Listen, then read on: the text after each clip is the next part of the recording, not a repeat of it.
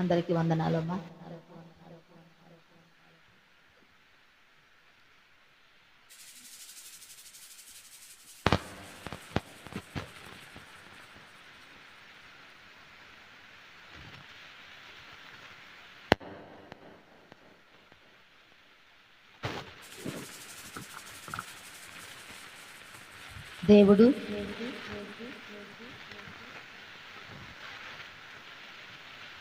దేవుడు గడిచిన కాలమంతా కూడా కాచి కాపాడి ఆయన కృపలో భద్రపరిచి మరి ఈ యొక్క పునరుద్ధాన దినంలో కూడా ఆయన సన్నిధికి దేవుడు మనల్ని నడిపించి ఇప్పటి వరకు కూడా మనకు తోడుగా ఉండి ఈ ఆరాధన అంతటిని కూడా దేవుడు జరిగించి దేవుని యొక్క నామాన్ని మహింపరుచుకున్నందుకు కూడా దేవుని నామానికి స్తోత్రములు కృతజ్ఞతాస్తుతులు చెల్లించుకుందాము. మరి దేవుని యొక్క మాటలు మరి మనకు తెలియజేసినప్పుడు వాటి ప్రకారంగా మనము నడుచుకోవాలని దేవుడు ఇష్టపడుతున్నాడు. మరి గత వారంలో దేవుడు మనతో ప్రార్థన అనే అంశాన్ని గురించి మనతో మాట్లాడినాడు. ప్రార్థన అంటే ప్రతి దినము కూడా మనము ప్రార్థనలో దేవునితో గడపటము అనేది ఎడతెగకుండా ప్రార్థన చేయటము, మెలకువతో ప్రార్థన చేయటము, మరి సంఘంతో కలిసి ప్రార్థన చేయటము, ఉపవాస ప్రార్థనలు.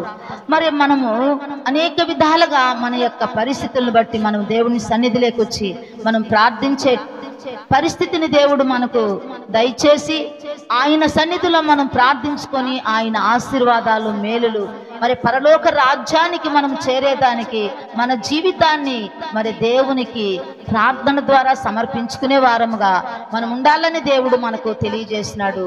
అదేవిధంగా సిద్ధపాటు, మనం ఎలా సిద్ధపడాలా, దేవుని యొక్క రాకడ కొరకు మనం ఎలా సిద్ధపడాలా, మనం ఎలా సిద్ధపడి ఉండాలా అన్నది మనము చూసినట్లయితే ఒకటో తిమోతికి రాసిన పత్రిక 4వ అధ్యాయము 13వ వచనంలో నుంచి మనం చూసినట్లయితే ఒకటో తిమోతి 4వ అధ్యాయము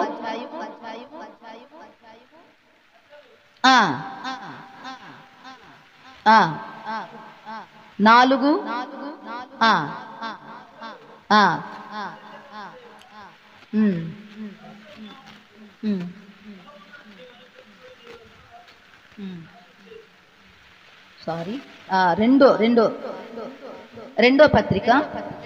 రెండో పత్రిక 3వ అధ్యాయము మరి 13వ వచనం నుంచి మనం చూద్దాం.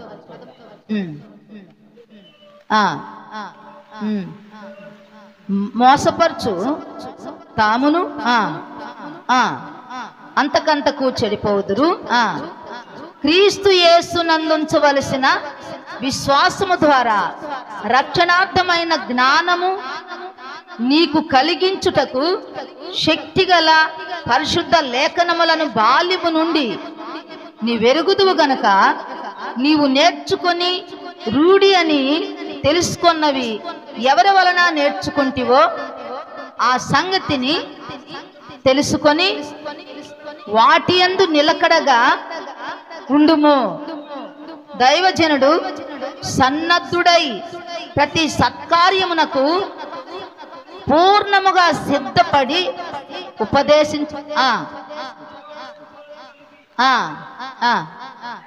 ప్రతి లేఖనమును తప్పుదిద్దుటకును నీతి యందు శిక్ష చేయుటకును ప్రయోజనకరమై ఉన్నది. ఎలా సిద్ధపడాలా, ఎలా సిద్ధపాటు కలిగి మనం ఉండాలా అన్నది దైవజనుడైనటువంటి సన్నద్ధుడై ప్రతి సత్కార్యమునకు పూర్ణముగా సిద్ధపడి ఉండునట్లు దైవావేశము వలన కలిగిన ప్రతి లేఖనము ఉపదేశించుటకును, ఖండించుటకును, తప్పుదిద్దుటకును, నీతి యందు శిక్ష చేయుటకును ప్రయోజనకరమై ఉన్నది. వీటన్నిట్లో కూడా మనము సిద్ధపాటు కలిగి మరి ప్రతి లేఖనము కూడా మనము చదువుకున్న వాటిని, మనకు తెలియజేసినటువంటి వాటిని, మనకు బోధించినటువంటి ఆ లేఖన భాగాలను మనము ఎప్పుడూ కూడా ఆ లేఖన భాగాలను మనం చదువుతూ దేవుని యొక్క రాకడ కొరకు మరి అన్ని వైపులా మన జీవితాన్ని మనము సరి చేసుకొని సిద్ధపాటు కలిగి మనము దేవుని యందు యథార్థమైన భక్తి కలిగి యథార్థమైనటువంటి జీవితంతో మనం ఉన్నప్పుడు దేవుని యొక్క చిత్తాన్ని మనము నెరవేర్చిన వారం అవుతాము. అదేవిధంగా 1 రాజులు 8వ అధ్యాయము 60-61.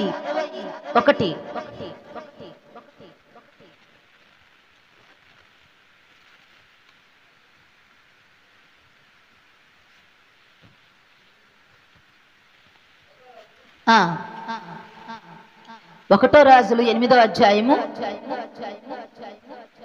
60-61.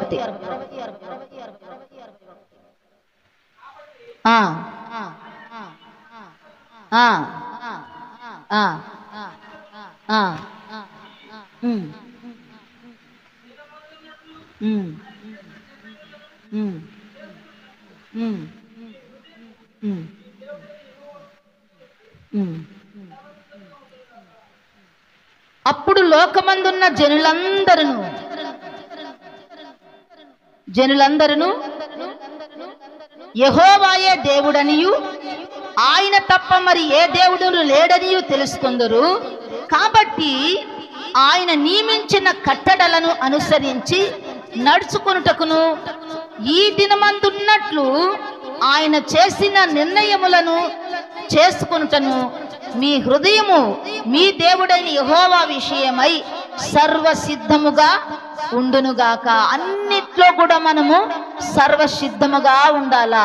ఆయన కట్టడలను, ఆయన విధులను, ఆయన ఆజ్ఞలను, ఆయన శాసనములను, ఆయన మాటలన్నిటినీ కూడా మనము పాటిస్తూ వాటిని నేర్చుకుంటూ వాటిలో మనం తర్పీదవుతూ ఆయన కొరకు మనము సర్వసిద్ధముగా ఉండాలా. ఆయన కొరకు మనము సర్వసిద్ధముగా ఉండుటకు దేవుడు మనకు సహాయం చేయాలి. అన్ని విషయాలలో మనము సర్వసిద్ధముగా ఉండాలా. అన్ని విషయాలు అంటే దేవుడు నియమించిన ప్రతి కట్టడకు మనము లోబడి ఉండాలా. దేవుడు నియమించిన ప్రతి శాసనానికి మనము కట్టబడి ఉండాలా. దేవుని నియమించిన ప్రతి కట్టడకు మనము లోబడి ఉండాలా. దేవుని యొక్క చిత్తానికి మనము లోబడి ఉండాలా. దేవుని యొక్క కృపలో మనము ఎప్పుడు కూడా వర్ధిల్లుతూ ఆయన చిత్తము కొరకు మనము ఎదురు చూడాలా. దేవుడు నా యందు ఏదైతే చెయ్యాలని నిర్ణయించుకున్నాడో దానిని చేయటానికి నేనెప్పుడు కూడా సర్వసిద్ధముగా ఉంటా. ఎందుకంటే ఈనాడు మనము అన్ని విషయాలలో సర్వసిద్ధముగా ఉన్నప్పుడు దేవుని యొక్క రాకడలో కూడా మనము సిద్ధపాటు కలిగి ఉంటామని దేవుని యొక్క వాక్యములో మనము చూస్తూ ఉన్నాము. అదేవిధంగా దేవుడు మనకు ఏదైతే బోధిస్తున్నాడో, ఏదైతే తెలియజేస్తున్నాడో, ఏదైతే నేర్పిస్తున్నాడో వాటి యందు మనం ఏం చేయాలా? సాధకము చేయబడాలా. వాటి యందు మనము సాధకము చేయబడాలా. అదే లూకాసు సువార్త 12వ అధ్యాయము 39వ వచనం నుంచి చూడమ్మా.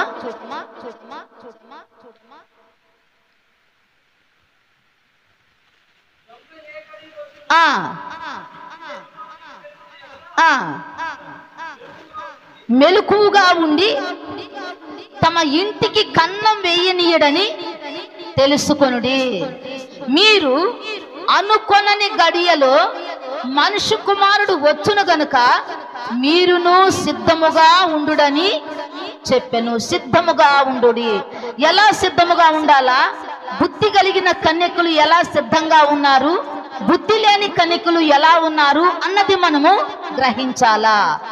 బుద్ధి కలిగిన కన్యకులు అన్ని విషయాలలో సిద్ధపాటు కలిగి సర్వసిద్ధముగా తమకు కావలసిన వాటిని సమకూర్చుకున్నారంట. తమకు కావలసిన వాటిని అన్నిటినీ కూడా వాళ్ళు తెలుసుకున్నారంట. దేవుని కొరకు వాళ్ళు సర్వసిద్ధముగా ఉన్నారని దేవుని యొక్క వాక్యములో మనం చూస్తున్నాము. కాబట్టి దొంగ ఏ గడియ వస్తాడో మనకు తెలియదు, ఏ జాములో వస్తాడో మనకు తెలియదు, ఎప్పుడు వస్తాడో మనకు తెలియదు. ఆయన వచ్చినప్పుడు ఏ దాసుడైతే మెలకువ కలిగి ఉంటాడో ఆ దాసుడు ధన్యుడు.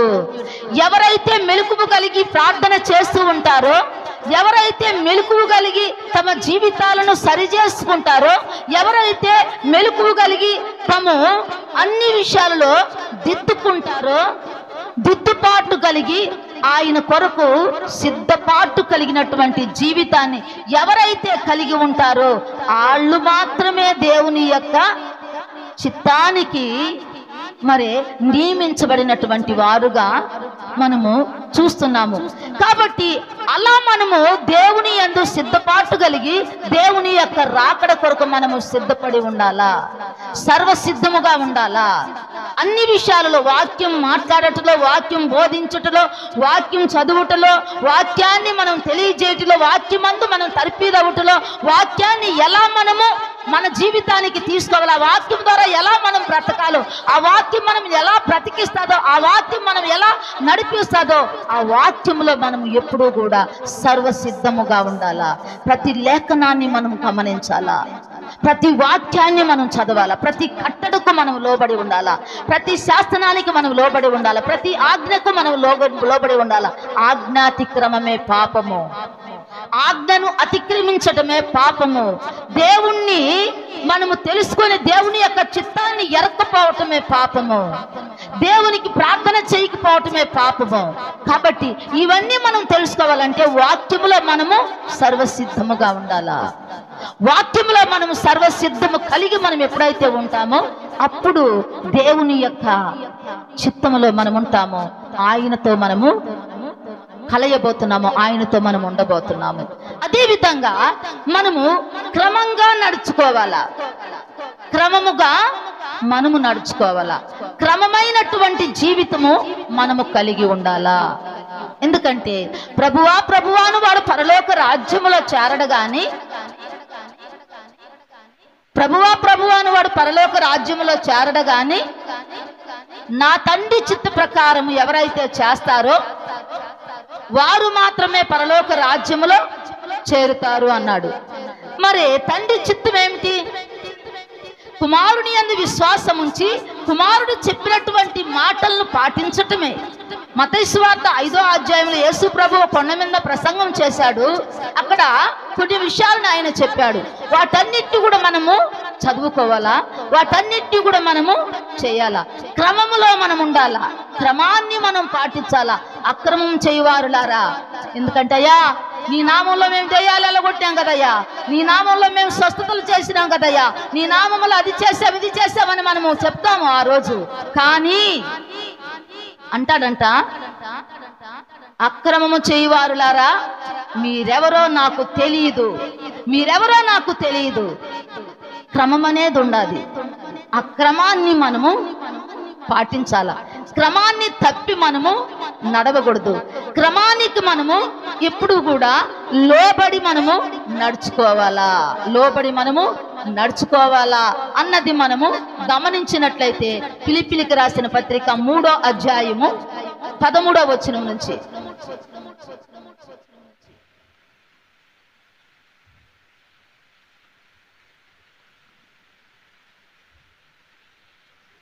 ఫిలిప్పీలకు రాసిన పత్రిక 3:13 సహోదరులారా నేను ఇదివరకే పట్టుకుని ఉన్నానని తలంచుకొనను, అయితే ఒకటి చేయుచున్నాను, వెనుక ఉన్నవి మరచి ముందున్న వాటి కొరకు వేగిరి పడుతూ క్రీస్తు యేసునందు దేవుని ఉన్నతమైన పిలుపునకు కలుగు బహుమానం పొందవలనని గురి యొద్దకే పరిగెత్తుతున్నాను. కాబట్టి మనలో సంపూర్ణులమైన వారందరము ఈ తాత్పర్యము కలిగి ఉందుము. అప్పుడు దేవుని గూర్చి అయినా మీకు వేరు తాత్పర్యము కలిగి ఉన్న ఎడల అది దేవుడు మీకు బయలుపరచును. అయినను ఇప్పటి వరకు మనకు లభించిన దానిని బట్టియే క్రమముగా నడుచుకుందాము. ఇప్పటి వరకు మనకు లభించిన దానిని బట్టియే క్రమముగా నడుచుకుందాము. ఎందుకంటే ఇక్కడ నుంచి మనము 7వ వచనం నుంచి మనం చదివినట్లయితే ఇక్కడ కొన్ని విషయాలను మనకు తెలియజేస్తున్నాడు. కాబట్టి ఈ క్రమములో మనం ఉండాలా, ఈ క్రమాన్ని మనము అనుసరించాలా, ఈ క్రమములో మనము చేరి మనము ప్రార్థన చేసేటటువంటి వారముగా ఉండాలా. అందుకే ఇప్పటి వరకు మనకు లభించిన దానిని బట్టి క్రమముగా నడుచుకుందాము. అదే ఫిలిప్పీలకు రాసిన తిమోతికి రాసిన 2వ పత్రిక 1వ వచనం చూద్దామమ్మా. నా కుమారుడా, క్రీస్తు యేసునందు నా కృపచేత బలవంతుడువు కమ్ము. నీవు అనేక సాక్షులు ఎదుట నా వలన వినిన సంగతులను ఇతరులకు బోధించుటకు సామర్థ్యము గల నమ్మకమైన మనుషులకు అప్పగింపుము. క్రీస్తు యేసు యొక్క మంచి సైనికుని వలె నాతో కూడా శ్రమను అనుభవించుము. సైనికుడెవడును యుద్ధమునకు పోవునప్పుడు తన దండులో చేర్చుకుని వారిని సంతోష పెట్టవలనని ఈ జీవన వ్యాపారములలో చిక్కుకొనడు. మరియు జట్టి అయిన వాడు పోరాడునప్పుడు నియమం ప్రకారముగా, అంటే క్రమము ప్రకారముగా నియమాన్ని, ఆ నియమము ఏంది, ఆ క్రమము ఏంది, దేవుడు మనల్ని ఏ క్రమములో పెట్టాడో ఆ క్రమాన్ని మనము అతిక్రమించుకుంటా ఆ క్రమములో మనము నడుచుకోవాలా, ఆ క్రమములో మనము నడవాలా.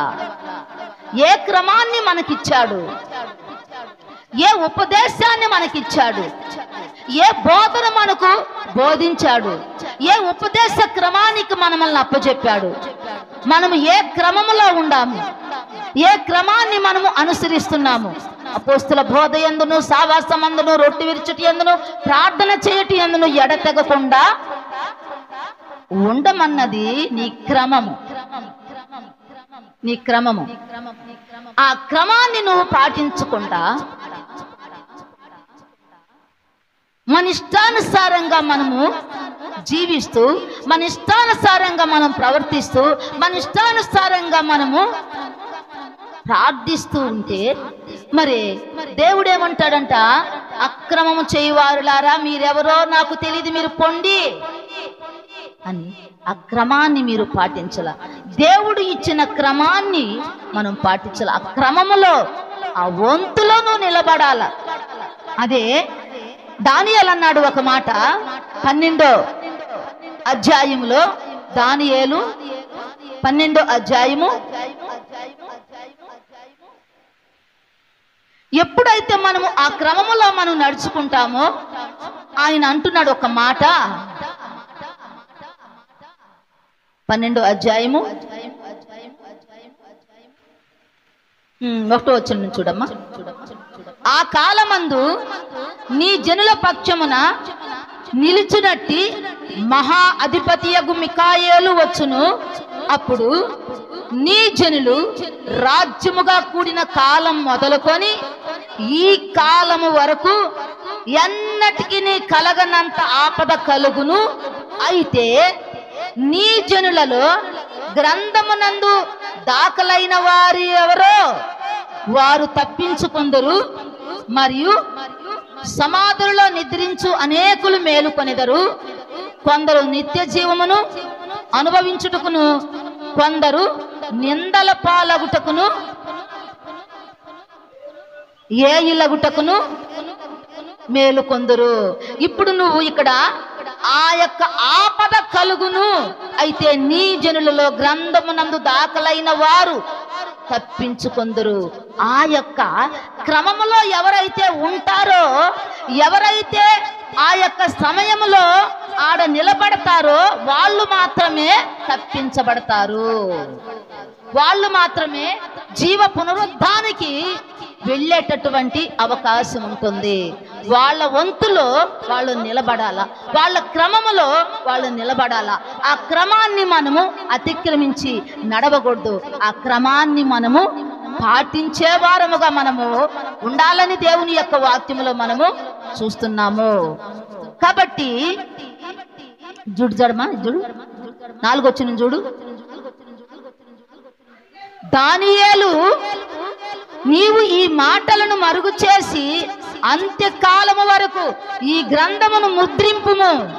చాలా మంది నలుదిశల సంచరించినందున తెలివి అధికమగునని నాతో మాటలాడ గబ్రియేలు నతడు చెప్పెను. ఇది దేవదూత దానియేలుకు చెప్పినటువంటి క్రమము.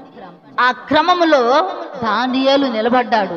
క్రమమైన జీవితాన్ని దానియేలుని ఒక ఉన్నతమైనటువంటి స్థానంలో నిలబెట్టింది.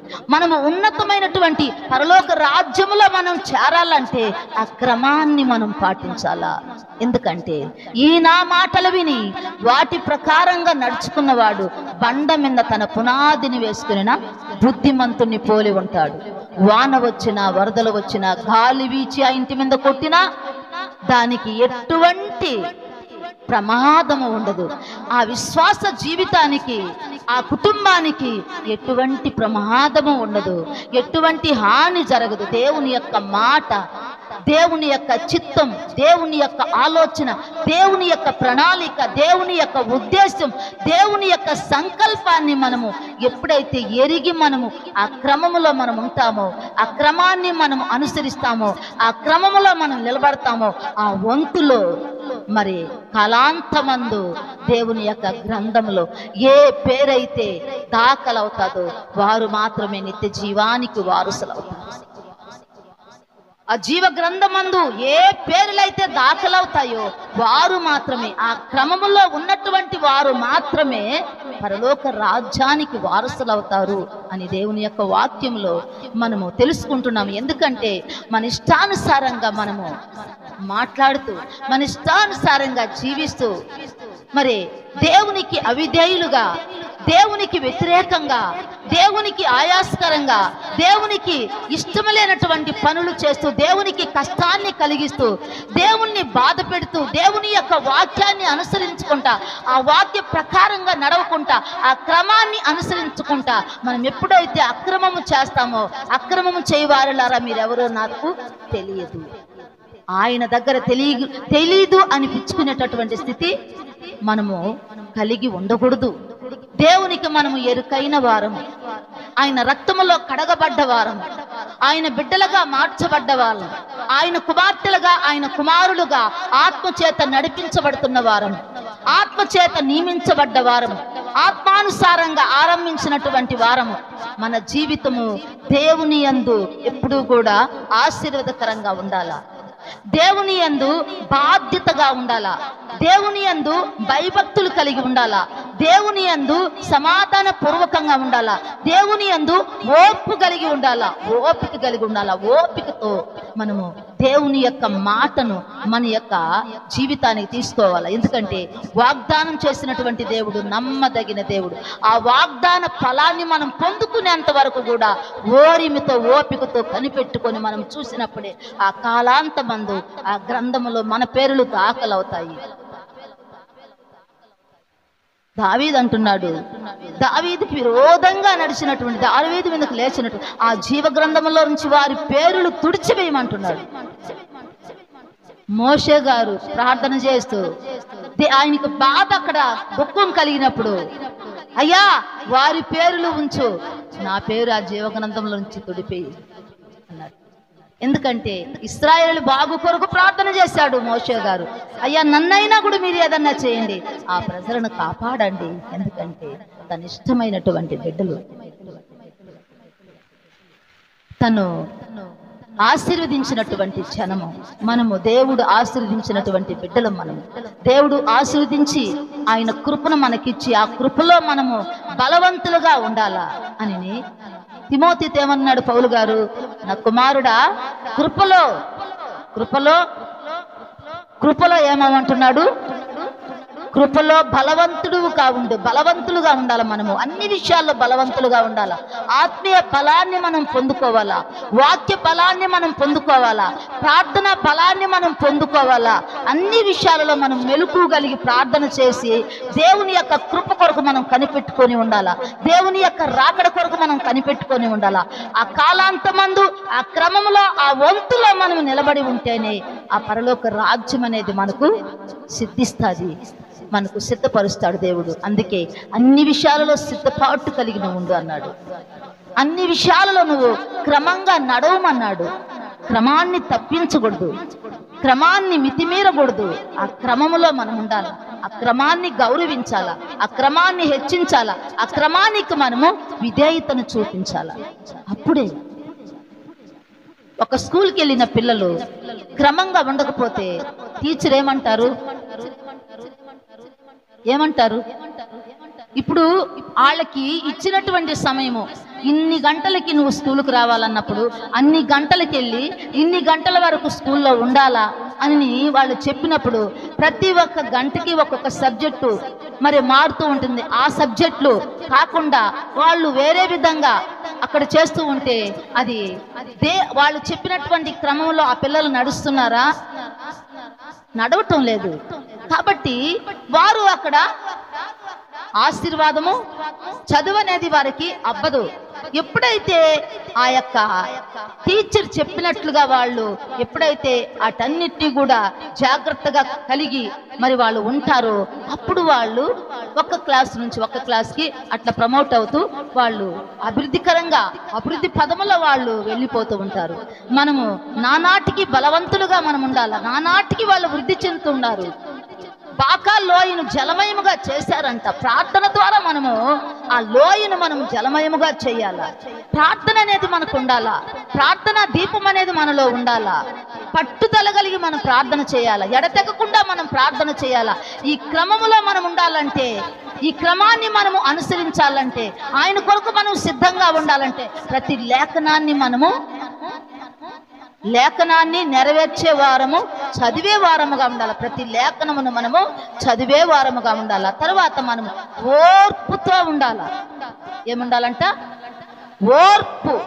ఎందుకు ఓర్పుగా ఉండాలని అంటే, ఓర్పు అనేది గొప్ప ద్రోహ కార్యములు జరగకుండా చూస్తుంది. ఓర్పు, విశ్వాసికి ఓర్పు అనేది చాలా అవసరం. ఓరిమి అనేది చాలా అవసరం. మీ ఓర్పు చేత మీ ప్రాణాలను దక్కించుకుంటారు అన్నారు. మీ ఓర్పు చేత మీ ప్రాణములను దక్కించుకుంటారు. మన ఓర్పు చేత మన ప్రాణాలను మనం దక్కించుకుంటాం. ఎప్పుడు అంతం వరకు ఎవరైతే సహిస్తారో, సహించడం అంటే ఓర్చుకోవటం. అంతం వరకు ఎవరైతే సహిస్తారో వారు మాత్రమే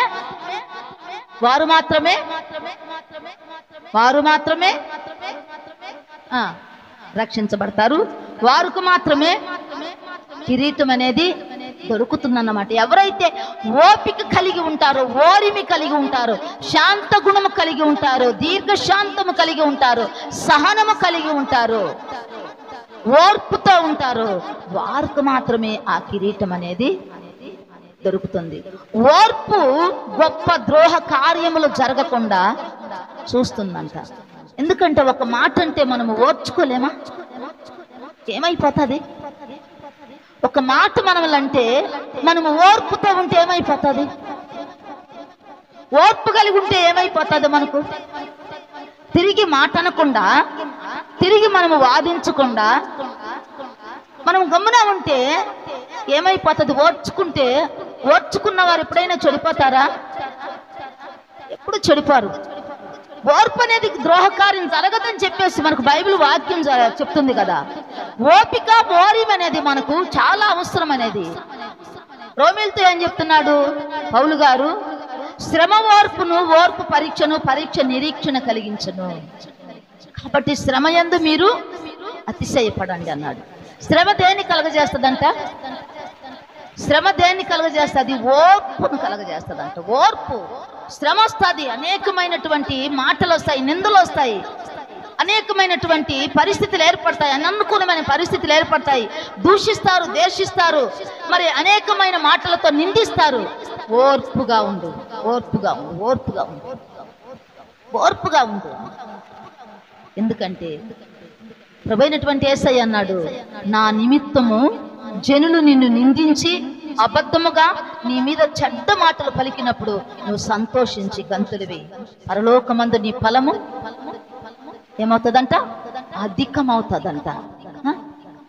వాళ్ళు నిందించే నిందలు మనకు రావు, వాళ్ళు దూషించే దూషణ మనకు రావు. దూషణలు మనకు రావు. యేసు ప్రభువుని మాట్లాడినారు కానీ ఆయన ఎక్కడైనా కూడా ఎవరి మీద తిరుగుబాటు చేశాడా? ఎవరినైనా మరి తిరిగి వాళ్ళు అన్నాడా? ఆయన కేక వీధుల్లో వినపడలేదంట. మౌనంగా వదకు సిద్ధమైనటువంటి గొర్రె పిల్ల వలె ఉన్నాడంట. దూషించి బదులు దూషించలేదంట. శ్రమ పెట్టలేదంట. ఆయన శ్రమ అనేది ఓర్పు కలిగిస్తుంది. ఓర్పు అనేది గొప్ప ద్రోహ కార్యములు జరగకుండా చూస్తుంది. ఓర్పు అనేది మన ప్రాణములను రక్షిస్తుంది. ఎప్పుడు రక్షిస్తుంది?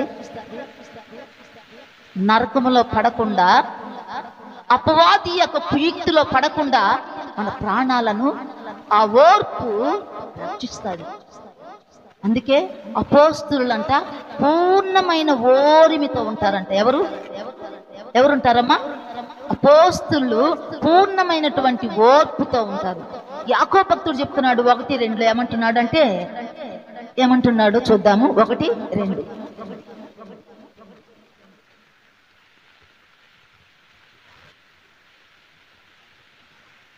యాకోబు 1:2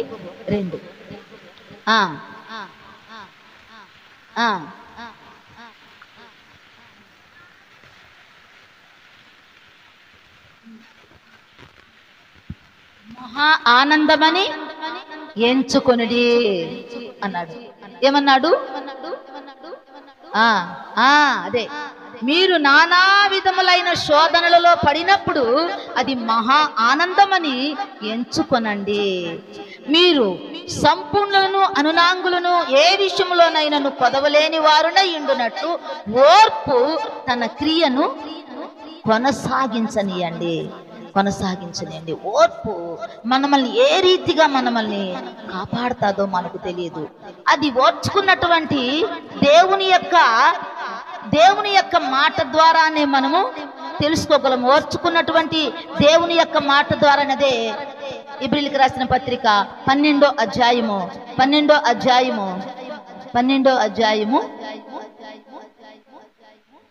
3వ వచనం చూడమ్మా. మీరు అలసట పడకయు మీ ప్రాణములు విసుగకయు ఉండునట్లు పాపాత్ములు తనకు వ్యతిరేకముగా చేసిన తిరస్కారమంతయు ఓర్చుకొనిన ఆయనను తలంచుకోనండి. ఎవరిని తలంచుకోవాలంట?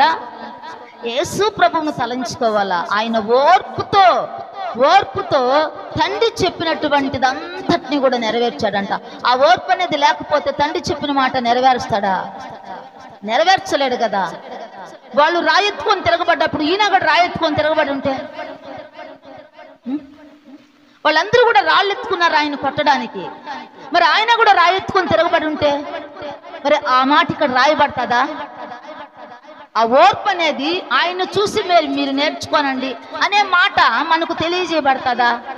యేసుక్రీస్తు ఓర్చుకున్నాడు, ప్రేమతో సమస్తమును జయించినాడు, ఓరిమితో ఓపికతో ఓర్పుతో ఆ శిలువ యాగాన్ని ఆయన పొందుకున్నాడు. కాబట్టి మనకిచ్చినటువంటి స్థానంలో, మనకిచ్చినటువంటి స్థితిని బట్టి మనము ఏ విషయంలో మనం తొందరపడే వారముగా ఉండకుండా, తొందరపడి మనం మాట్లాడే వదరపోతులుగా ఉండకుండా, ఓర్పుతో సహనముతో మనం ఎప్పుడైతే ఉంటామో అప్పుడు ద్రోహ కార్యములు జరగకుండా ఉంటాయి అని మనం చదువుతున్నాము. అదే 2వ దశలోనికి రాసిన పత్రిక చూద్దామమ్మా.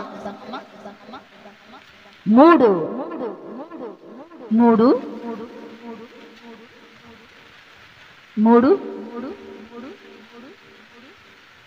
5 వచనాలు. మేము మీకు ఆజ్ఞాపించు వాటిని మీరు చేయుచున్నారనియు ఇక చేయుదురనియు ప్రభువునందు మిమ్మల్ని గూర్చి నమ్మకము కలిగి ఉన్నాము. దేవుని యందలి ప్రేమయు క్రీస్తు చూపిన ఓర్పును మీకు కలుగునట్లు ప్రభు మీ హృదయములను ప్రేరేపించునుగాక. మన హృదయములను ఎవరు ప్రేరేపించాలా? ఎవరు ప్రేరేపించాలమ్మా? ప్రభువే ప్రేరేపించాలా. మన హృదయములను ప్రభువే ప్రేరేపించాలా. ఎవరిని మనకు చూపిస్తున్నాడు మాదిరా? ఎవరిని చూపిస్తున్నాడు మాదిర? మనకు క్రీస్తుని చూపిస్తున్నాడు. దేవుని యందలి ప్రేమయు క్రీస్తు చూపిన ఓర్పును మీకు కలుగునట్లు ప్రభువు మీ హృదయములను ప్రేరేపించునుగాక. అదేవిధంగా 1:4 చూడమ్మా, 1:4 అదే బుక్. అందువలన మీ హింసలన్నిటిలోనూ మీరు సహించుచున్న శ్రమలలోను మీ ఓర్పును విశ్వాసమును చూసి మేము దేవుని సంఘములలో మీ యందు అతిశయపడుతున్నాము. దేని కొరకు మీరు శ్రమ పడుచున్నారో ఆ దేవుని రాజ్యమునకు మీరు యోగ్యులని ఎంచబడు నిమిత్తము మీరిట్లు ఓర్చుకొనుట దేవుని న్యాయమైన తీర్పునకు స్పష్టమైన సూచన అయ్యున్నది. ఓర్పు అనేది చాలా మనిషికి చాలా అవసరం అన్నమాట. అందుకే శ్రమ అనేది ఓర్పు కలిగిస్తుంది. శ్రమలో ఓర్పు కలిగి మనం ఉండాలా. అనేకమైనటువంటి నిందలు వస్తాయి, అనేకమైనటువంటి మాటలు వస్తాయి, లేని వార్తలు పుట్టిస్తారు, ఉన్న వాటిని తీసేస్తారు, అనేక విధాలుగా మాట్లాడతారు, చెడ్డ మాటలు మాట్లాడతారు, చెడ్డగా మన పట్ల బిహేవ్ చేస్తారు, అనేక విధాలుగా మనల్ని బాధ పెడతారు, బాధిస్తారు, దుఃఖ పెడతారు. కానీ వాటన్నిట్లో కూడా మనం ఏం కలిగి ఉండాలంట? ఓర్పు కలిగి ఉండాలంట. దూషణకు ప్రతి దూషణ చేయకూడదు. దూషణకు ప్రతి దూషణ. వాళ్ళు మాట్లాడినారు, నేను కూడా మాట్లాడాలంటే నీ గొప్పతనం ఏముంది అక్కడ? లేదు. నువ్వు గొప్పవాడుగా గొప్పదానిగా ఉండాలంటే ఆ మాటకు నువ్వు ఎదురేయకూడదు. ఓర్చుకో. దెబ్బలు తిన్నవాడు దెబ్బలు తిననటువంటి వాడు. దెబ్బలు తిన్నవాడు ఎందుకంటే తప్పు చేసి దెబ్బ తిన్నాడు వాడు, దాని గురించి బాధ లేదు. తప్పు చేయకుండానే, ఏ పొరపాటు లేకుండానే మనము బాధపరచబడితే అది దేవుని యొక్క దృష్టిలో యుక్తమైన కార్యముగా ఉంటుందంట. యుక్తమైన కార్యముగా దేవుడు మన దగ్గర అదే కోరుకుంటున్నాడు. నా బిడ్డలు చాలా యుక్తమైన బిడ్డలుగా, చాలా చక్కటి బిడ్డలుగా, చాలా చక్కటి సువాసనకరమైనటువంటి బిడ్డలుగా నా బిడ్డల ద్వారా సువాసనకరమైనటువంటి వాటిని వ్యాప్తి చేపించాలన్నది దైవ నిర్ణయము, దైవ సంకల్పం. కాబట్టి మనము చిన్నదానికి కూడా మనం ఓర్చుకోలేకపోతే, చిన్న మాటకి కూడా మనం ఓర్చుకోలేకపోతే ప్రయోజనమే ఉండదు. విశ్వాసి అని చెప్పుకోవటము వ్యర్థమే కదా. నేను విశ్వాసి అని చెప్పుకోవటం వ్యర్థమే కదా.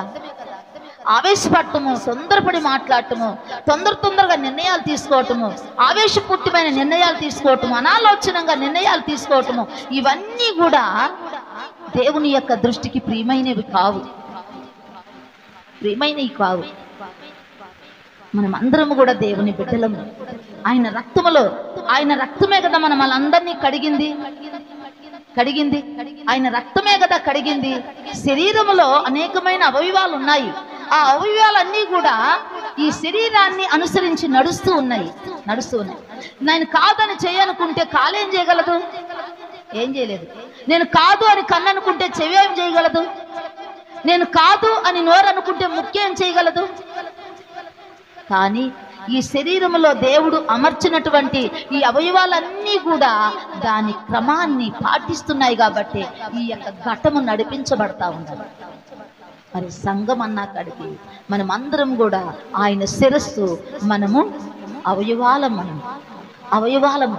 ఈ అవయవాలన్నీ కూడా కలిసి ఉంటేనే అందం, ఆశీర్వాదం. ఎక్కడ ఐక్యత ఉంటుందో అక్కడ ఆశీర్వాదం ఉంటుంది, జీవం ఉంటుంది. మనం అందరము కూడా కలిసి ఐక్యముగా మనము ఓర్పు కలిగి మనము ప్రార్థనలు చేస్తా ఉంటే అద్భుతాలు చూడమా? ఆశ్చర్య కార్యాలు జరగవా? దూషిస్తున్నటువంటి నోళ్ళన్నీ ముయ్యబడవా? సింహాల నోళ్లను మూశాడు దేవుడు. దానియేలు యొక్క క్రమము, దానియేలు యొక్క జీవితం, దానియేలు యొక్క ప్రార్థన, దానియేలు యొక్క విశ్వాసం, దానియేలు యొక్క ప్రేమ, దానియేలు యొక్క నియమము, దానియేలు యొక్క భక్తి, క్రమమైన ప్రార్థన మరణమే సాష్టాంగ నమస్కారం చేసింది. మరి దానియేలును సింహాల గుహలో వేసినప్పుడు ఆ సింహాల నోళ్లు ఏ రీతిగా మూయబడ్డాయో, ఎందుకు మూయబడ్డాయి? ఎందుకు మూయబడ్డాయి? దేవుడు ఆజ్ఞాపించాడు. ఎట్లా ఆజ్ఞాపిస్తాడు దేవుడు? ఎట్లా ఆజ్ఞాపిస్తాడు? మనలో దైవత్వం లేకుండా ఉంటే దేవుడు ఆజ్ఞాపిస్తాడా? మన మీదకి అపవాది వస్తా ఉంటే ఆయన ఆజ్ఞ లేనిదే ఏది కూడా జరగదు.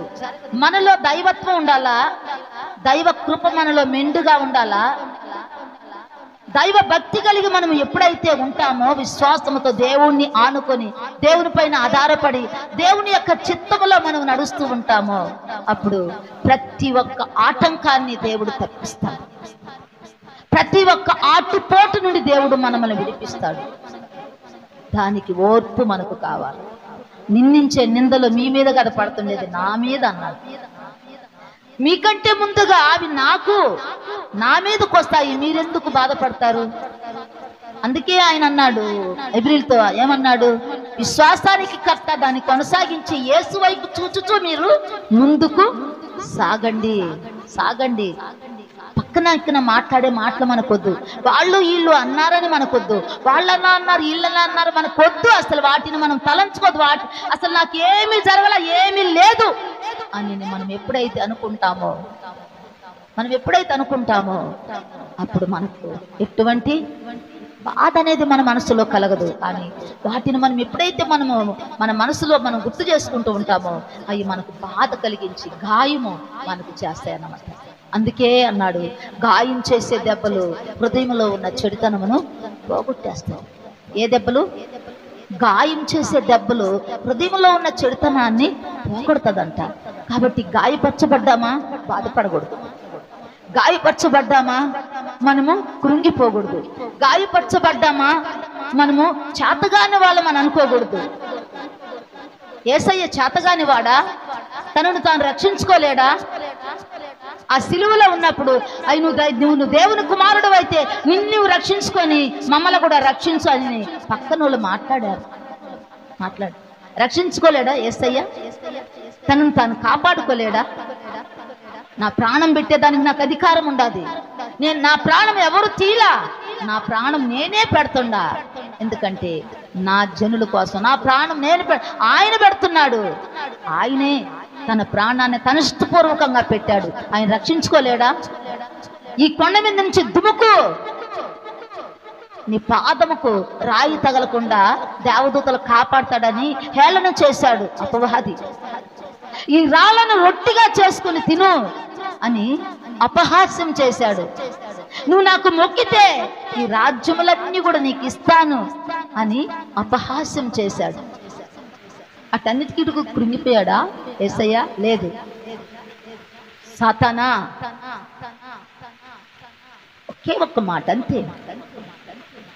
మోషే శరీరం దగ్గరకు వచ్చి మిఖాయేలు అపవాది ఏమని వాదించుకున్నారు, నాది నాది నాది. మిఖాయేలు ఏమన్నాడు? మరి అడగకూడదా? తెగించి మాట్లాడకూడదా? ప్రభు నిన్ను గద్దించుగాక అన్నాడు. ఏమీ మాట్లాడు. అందుకే భక్తిహీనులు నా ఎదుటున్నప్పుడు నా నోటికి చిక్కం పెట్టుకుంటానన్నాడు. ఎవరు? దావీదు. మన నోటికి చిక్కం పెట్టుకోవాలా, మాట్లాడకూడదు. మాట్లాడినంత మాత్రాన ప్రయోజనము లేదు. గాయము తప్ప, బాధ తప్ప, నింద తప్ప ఏమీ లేదు. ఓర్చుకున్న వారు ఎప్పటికీ గుర్చిపోతారు. అందుకే ఓర్పు అనేది గొప్ప ద్రోహ కార్యములు జరగకుండా చూస్తాదని బైబిల్లో మనము చూస్తున్నాం. అదే శ్రమ వచ్చినప్పుడు మనం కృంగిపోకూడదు, అవమానం వచ్చినప్పుడు మనం కృంగిపోకూడదు. ఎందుకు నాకు ఈ అవమానాలు, ఎందుకు నాకు ఈ తిరస్కారాలు, ఎందుకు నాకు ఈ దోషాలు, ఎందుకు నాకు మాత్రమే ఎందుకు ఇలా జరుగుతున్నది అని మనము చింతపడకూడదు. నేనే ఎందుకు ఇలా బాధించబడుతున్నాను అని మనము అనుకోకూడదు. ఒకవేళ దేవుడు అనుమతించాడేమో, నీ భక్తి నీకు ధైర్యం పుట్టించదా అని ఎవరెవరన్నారు? యోబు గారిని వచ్చి స్నేహితులు అన్నారు, నీ భక్తి నీకు ధైర్యం పుట్టించదా అన్నారు. మన భక్తి, మన విశ్వాసము, మన నిర్దోషత్వము మనల్ని ధైర్యపరచదా? మనలో ఏమన్నా ఉందా? నీలో ఏ పొరపాటు లేనప్పుడు నువ్వెందుకు బాధపడాలి? నువ్వెందుకు ఆలోచించాలి? ఓర్చుకో, ఓర్చుకో. ఓర్పు చేత తమ ప్రాణములను దక్కించుకుంటాం. తర్వాత ఇంకొక మాట అన్నాడు, సమాధానము కలిగి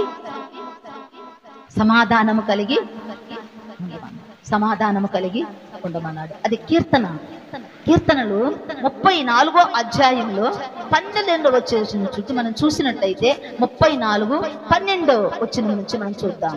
34:12 వచనం. బ్రతక కోరువాడు ఎవడైనా ఉన్నాడా? మేలునందుచు అనేక దినములు బ్రతక కోరువాడు ఎవడైనా ఉన్నాడా? చెడ్డ మాటలు పలకకుండా, తన నాలుకను కపటమైన మాటలు పలకకుండా నీ పెదవులను కాచుకొనుము. కీడు చేయటం మాని మేలు చేయము. సమాధానము వెదకి దాన్ని వెంటాడుము. సమాధానమును వెంటాడమంటున్నాడు. సమాధానము లేకుండా నువ్వెంత ప్రార్థన చేసినా అది వ్యర్థమే. నువ్వు ఎంత కన్నీరు కార్చినా కూడా అదే వ్యర్థమే. నువ్వెంత విలపించినా, ఎన్ని అర్థనాదాలు చేసినా కూడా సరే, నువ్వు కేకలేసినా కూడా సరే, సమాధానం లేని ప్రార్థన దేవుని యొక్క సముఖంలోకి చేరదు. గుర్తుపెట్టు. సమాధానం ఉండదు. ప్రార్థన చేస్తే ఆ ప్రార్థన దేవుడి సన్నిధికి వెళుతుందా? వెళ్ళదు.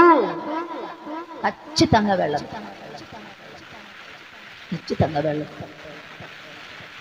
సమాధానము లేకుండా నువ్వు ఏది తలపెట్టినా కూడా అక్కడ నీకు జయం అనేది కలగదు. అందుకేమంటున్నాడు, సమాధానమును వెతికి దాన్ని వెంటాడు అంటున్నాడు. రోమీయులకు రాసిన పత్రిక 12:18 చూడమా.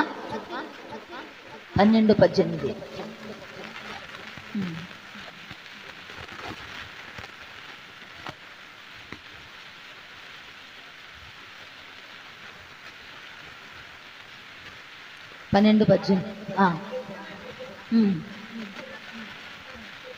శక్యమైతే నీ చేతనైనంత మట్టుకు సమస్త మనుషులతో సమాధానముగా ఉండుడి. ప్రియులారా, మీకు మీరే పగ తీర్చుకొనక దేవుని ఉగ్రతకు చోటివ్వండి. పగ తీర్చుకొనట నా పని, నేనే ప్రతిఫలం ఇత్తునని ప్రభువు చెప్పుచున్నాడని వ్రాయబడి ఉన్నది కదా. పగ తీర్చుకునేది మనమా? మీరు ఊరికే నిలిచి ఉండండి. యుద్ధం అనేది యెహోవా జరిపిస్తాడు. మనం పగ తీర్చుకోవటం మనకెందుకు? శక్యమైతే సాధ్యమైనంత వరకు సమస్త మనుషులతో సమాధానము కలిగి ఉండండి. సమాధానము లేకుండా నువ్వు ఏది కూడా చేయలేవు. అదే 14వ అధ్యాయము 19వ వచనంలో చూడమ్మా. కొంచెం ముందుగా నువ్వు చూసినట్లయితే 17 చూసినట్లయితే, దేవుని రాజ్యము భోజనమును పానమును కాదు గాని నీతియు సమాధానమును పరిశుద్ధాత్మ యందలి ఆనందమై ఉన్నది. పరలోక రాజ్యము ఈ నీతి, ఈ పరిశుద్ధాత్మ అనే దానితో సమాధానము కూడా కలియకన్నమాట. ఈ విషయమందు క్రీస్తుకు దాసుడైన వాడు దేవునికి ఇష్టడును, మనుషుల దృష్టికి యోగ్యుడనై ఉన్నాడు. ఎవరికి ఇష్టమైన వాడు? ఎవరికి? క్రీస్తుకు దాసుడైన వాడు దేవునికి ఇష్టడును, మనుషుల దృష్టికి యోగ్యుడనై ఉన్నాడు. కాబట్టి సమాధానమును పరస్పర క్షేమాభివృద్ధి కలగజేయు వాటినే ఆసక్తితో అనుసరించండి.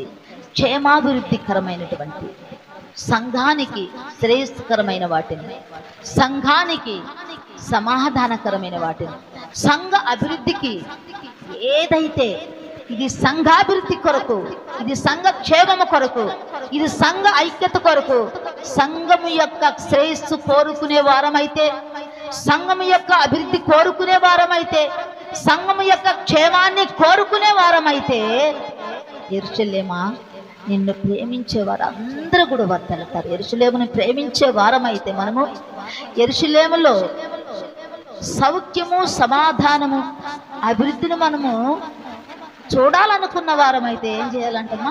ఏం చేయాలా? సమాధానమును, పరస్పర క్షేమాభివృద్ధిని కలగజేయు వాటిని, క్షేమాభివృద్ధి కలగజేయు వాటినే మనము ఏం చేయాలంట? క్షేమాభివృద్ధిని కలగజేయు వాటినే మనము చెప్పాలి. ఆసక్తితో అనుసరించు.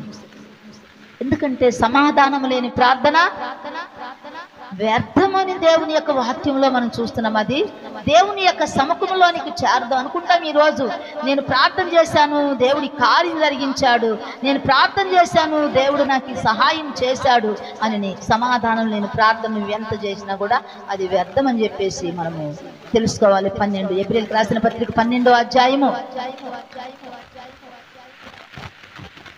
14వ వచనం, అందరితో సమాధానమును పరిశుద్ధతయు కలిగి ఉండుటకు ప్రయత్నించండి. పరిశుద్ధత లేకుండా ఎవడును ప్రభువును చూడడు. సమాధానము లేకుండా పరిశుద్ధత నీకు కలగదు. సమాధానం అనేది మనకు లేకుండా ఉంటే అది లోపల మనల్ని ఏం చేస్తుందంట? కలిసి వేస్తా ఉంటుందంట. అవునా కదా?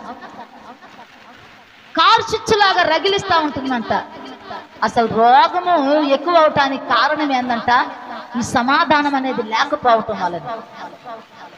మనసులో బాధ, వేదన, దుఃఖం, అయ్యో సమాధానం లేదే అని ఒక సమాధాన పడలేరు, సమాధానంగా ఉండలేరు, అట్టని దాన్ని వదిలిపెట్టలేరు.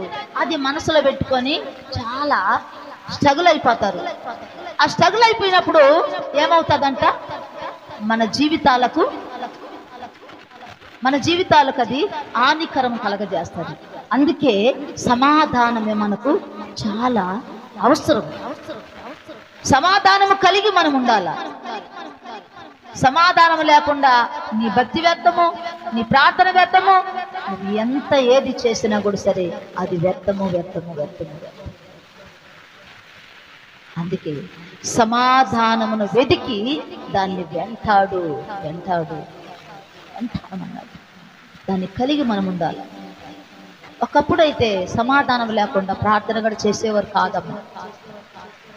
ఎందుకంటే ఒక వాక్యం చెప్పేవారు, మత్తయి సువార్తలో ఉంది ఒక వాక్యం, నీ సహోదరునికి నీ మీద ఏదైనా కష్టం ఉన్నదని నీకు అనిపిస్తే మొదటగా వెళ్ళి నీ సహోదరునితో సమాధాన పడి తర్వాత వచ్చి నువ్వు అర్పణ అర్పించు, అప్పుడు ఆయన అంగీకరిస్తాడు అని చెప్పేవాళ్ళు. ఇప్పుడు ఇప్పుడు సమాధానం అస్సలు లేదు. ప్రార్థనలు మాత్రము వీర ప్రార్థనలు చేస్తారు. పక్క మనిషితో సమాధానం ఉండదు, వీర ప్రార్థనలు చేస్తారు. అందుకే అంటాడు, ఆపమ్మ నీ ప్రార్థన అడికడికని. సమాధానం లేని ప్రార్థన ఆయన వద్దంటుంటే నువ్వు సమాధానం లేకుండా ఎందుకు ప్రార్థన చేస్తావు? నువ్వు సమాధానం కలిగి నువ్వు ప్రార్థన చేయి. అందరితో సమాధానం కలిగి ఉండమన్నది వాక్యము. వాక్యాన్ని నువ్వు పెడచెవిని పెడతావా? వాక్యాన్ని నువ్వు ధిక్కరిస్తావా? వాక్యానికి నువ్వు విరుద్ధంగా నడుచుకుంటావా? లేదు కదా. వాక్యానుసారంగా నడిపించమని మనం కోరుకుంటున్నాము, వాక్యానుసారంగా నడవాలని ప్రార్థన చేస్తున్నాము. ఆ వాక్యం చెప్పిన వాక్యాన్ని నువ్వు అనుసరించకుండా నీ ఇష్టానుసారంగా, నీ ఆలోచన ప్రకారంగా, నీ స్వనీతి ప్రకారంగా నువ్వు నడుచుకుంటే దేవుని యొక్క క్రమంలో చేరడానికి మనకు ఎటువంటి అవకాశమో అర్హత లేదు. దేవుడు చెప్పిన మాట మనం వినాలా, దేవుడు చెప్పింది మనం చేయాలా. అప్పుడు దేవుని యొక్క కృప మనకు దొరుకుతుంది. సమాధానం లేని ప్రార్థన దేవునికి ఇష్టముండదు, దేవునికి అది కష్టము. కాబట్టి సాధ్యమైనంత వరకు సమస్త జనులతో సమాధానం కలిగి ఉండటానికి ప్రయత్నించమని దేవుని యొక్క వాక్యం చెప్తుంది. కాబట్టి మనము ప్రార్థన చేసుకున్నాం. స్తోత్రం నాయనా.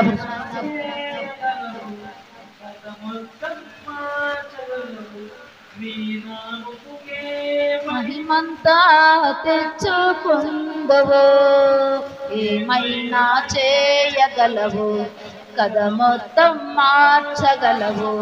నీ నామముకే మహిమంతా తెచ్చుకుందువు. యేసయ్యా యేసయ్యా, నీకే నీకే సాధ్యము. యేసయ్యా యేసయ్యా, నీకే నీకే సాధ్యము. బలపరుచువానిది నా మనసు, హరే నీ చేతిలోనే నా జీవం. సదా కృపానిది మా పరమ కుమ్మరి, నీ చేతిలోనే మా జీవం. ఎంతో గొప్పవి, అందిన కార్యములెన్నో జరిగించుచున్నవి. మా దేవాని ఆలోచనలన్నీ ఎంతో గొప్పవి, మా ఊహకు మించిన కార్యములెన్నో జరిగించుచున్నవి. నా చేయగలవు, కథ మొత్తం మార్చగలవు. నీ నామముకే మహిమంతా తెచ్చుకుందువు. నా చేయగలవు, కథ మొత్తం మార్చగలవు. నీ నామముకే మహిమంతా తెచ్చుకుందువు. యేసయ్యా యేసయ్యా, నీకే నీకే సాధ్యము. యేసయ్యా యేసయ్యా, నీకే నీకే సాధ్య. ప్రార్థన చేస్తున్నాను. స్తోత్ర నాయన, పరిశుద్ధుడా నీకే వందనాలు, స్తోత్రాలు తండ్రి నాయన. కృపగల దేవా, ప్రేమగల తండ్రి నాయన, సర్వోన్నతుడ, సర్వాధికారి నాయన, మహోపకారి దేవా, అయ్యా నీకే స్తోత్ర నాయన, స్తోత్ర నాయన, స్తోత్ర నా తండ్రి నాయన. అయ్యా ఈ లోకానికి వచ్చిన ఆయన సర్వ మానవాళి కొరకు నా తండ్రి నాయన ప్రాణం పెట్టి నాయన, నీ రక్తమును చిందించిన ఆయన, నీ క్రయధనముగా ఇచ్చిన దేవుడు నా ప్రభ నాయన. అయ్యా నీకు స్తోత్ర నాయన, స్తోత్ర నాయన, స్తోత్ర నా తండ్రి నా ప్రభ. మేమేమై ఉన్నామో అది నీ దయ వలన మాత్రమే తండ్రి. సంవత్సరాంతంలోనికి నాయన మీరు నడిపించి ఉన్నారు తండ్రి దేవా. అయ్యా ఈ క్రిస్మస్ దినాలలో నా తండ్రి నాయన, అయ్యా ఎక్కడ చూసినా కూడా నాయన ఎంతో నా తండ్రి నాయన హట్టహాసముగా నాయన నీ యొక్క నా తండ్రి నాయన పండుగ సూచనలు కనబడుతుండగా నా ప్రభా నాయన దేవా నీకే స్తోత్రములు నాయన చెల్లిస్తున్నాం తండ్రి. దేవాతి దేవుడా నాయన, మహిమకరుడు నా తండ్రి నాయన, మహోన్నతుడు నా తండ్రి, మహాసింహాసనం మీద నాయన ఆసీనుడైన మా గొప్ప దేవుడు నా తండ్రి. సర్వోన్నతమైనటువంటి స్థలములలో దేవునికి మహిమయు, తనకిష్టమైన మనుషులకు భూమి మీద సమాధానం కలుగునుగా కానీ నాయన, సమాధాన పాత్రుడుగా తండ్రికి లోకానికి నా తండ్రి నాయన అయ్యా మధ్య నా తండ్రి నిలబడిన ఆయన ఇరువురిని నా తండ్రి ఐక్యపరిచినటువంటి దేవుడు నా తండ్రి. అయ్యా నీకు స్తోత్రము స్తోత్రము స్తోత్ర నాయన, సమాధానమును కలిగించు తండ్రి, నీకు స్తోత్రాలయ్యా. అయ్యా నీకు స్తోత్రం స్తోత్రం స్తోత్ర నాయన. ఎక్కడ ఐక్యత, ఎక్కడ సమాధానం ఉంటుందో నాయన అక్కడ మీరు ఉంటారు స్వామి, నీకు స్తోత్రాలయ్యా. అయ్యా ఇదిగో నా తండ్రి నాయన, అయ్యా నీ శిష్యులందరూ కూడా నాయన ఆ మేడగదిలో కూడుకుని నా తండ్రి అయ్యా నీ పునరుద్ధానం తర్వాత నా తండ్రి నాయన ప్రార్థనలు చేస్తుండగా వారి మధ్య నాయన నిలబడి మీకు సమాధానం కలుగును గాకని నాయన. అయ్యా ఇదిగో నా తండ్రి ప్రకటించినటువంటి దేవుడు నాయన, మా జీవితాలలో సమాధానం దయచేయండి అయ్యా, మా జీవితాలలో నాయన నెమ్మదిని దయచేయండి అయ్యా తండ్రి. నీకు స్తోత్రం, సహాయమును దయచేసిన తండ్రి నీ చిత్తములో నీ కృపలో నాయన మమ్మల్ని అందరినీ కూడా నాయన ఆదరించి వర్తిల్లింపును దయచేయమని నాయన నేను వేడుకుంటూ ప్రార్థిస్తున్నా తండ్రి. అయ్యా ఈ యొక్క నా తండ్రి నాయన అయ్యా ఇదిగో వారంలో నా ప్రభా నాయన 24వ తారీఖు నా తండ్రి అయ్యా రాత్రి నా ప్రభా నాయన నీ యొక్క సన్నిధిలో ప్రార్థన నాయన, నీ యొక్క పండుగ నిమిత్తము నా తండ్రి నాయన అయ్యా క్రిస్మస్ నా తండ్రి పండుగ నిమిత్తము నాయన ప్రార్థనలు జరుగుతుండగా నా ప్రభా నీ కృపతో నాయన జరిగించిన తండ్రి, అందరితో కూడా మాట్లాడిన ఆయన, అందరినీ కూడా నాయన నీ కృపా సన్నిధికి నడిపించిన ఆయన, నీ నామాన్ని మహింపరుచుకున్న ఆయన తండ్రి. దేవాతి దేవుడా మా జీవితాల్లో నువ్వు ఉదయించినవని నాయన, నీతి సూర్యుడా నా తండ్రి మా కుటుంబాలలో నాయన మీరు ఉదయించి